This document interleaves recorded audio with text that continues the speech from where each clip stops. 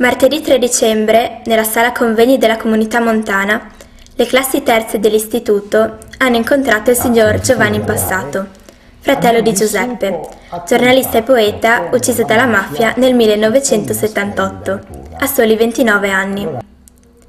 Gli allievi avevano prima visto il film I 100 passi di Marco Tullio Giordana, che ricostruisce, con il consenso e l'aiuto della famiglia, la vita di Peppino.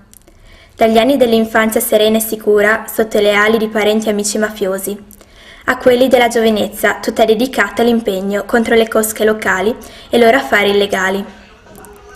I 100 passi del titolo alludono alla poca distanza tra la casa del protagonista e il boss Gaetano Badalamenti, amico di famiglia attivo in particolare nel controllo del narcotraffico.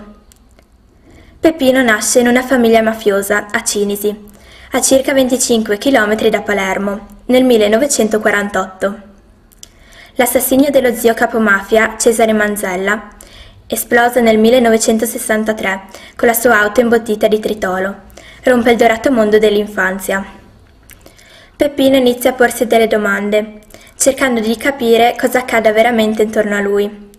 Sul luogo dell'esplosione dichiara: «Se questa è la mafia, io per tutta la vita mi batterò contro di essa». Inizia così il suo impegno. Fonda un giornale presto soppresso per i suoi articoli di denuncia, in anni in cui di mafia si parlava ancora poco. Continua le sue battaglie contro gli abusi edilizi, disastri ecologici, il controllo illegale delle risorse territoriali. Fonda il circolo Musica e Cultura, che riunisce i giovani della zona e che organizza feste per i bambini, dibattiti, cineforum, concerti, recite. Nel 1976 nasce Radio Out, emittente libera ed autofinanziata. Nella sua rubrica Onda Pazza denuncia sbeffeggi ai mafiosi, affibbiando loro soprannomi ispirati alla lingua degli indiani d'America. Ormai Peppino ha rotto con la famiglia. Il padre, morto poi in circostanze mai chiarite, non gli perdona il tradimento, non capisce il suo comportamento. Lo avvisa dei pericoli che corre e cerca di convincerlo a tacere e a trasferirsi per un periodo da un cugino americano.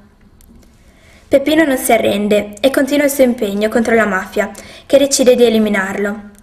Viene assassinato nella notte tra l'8 e il 9 maggio 1978.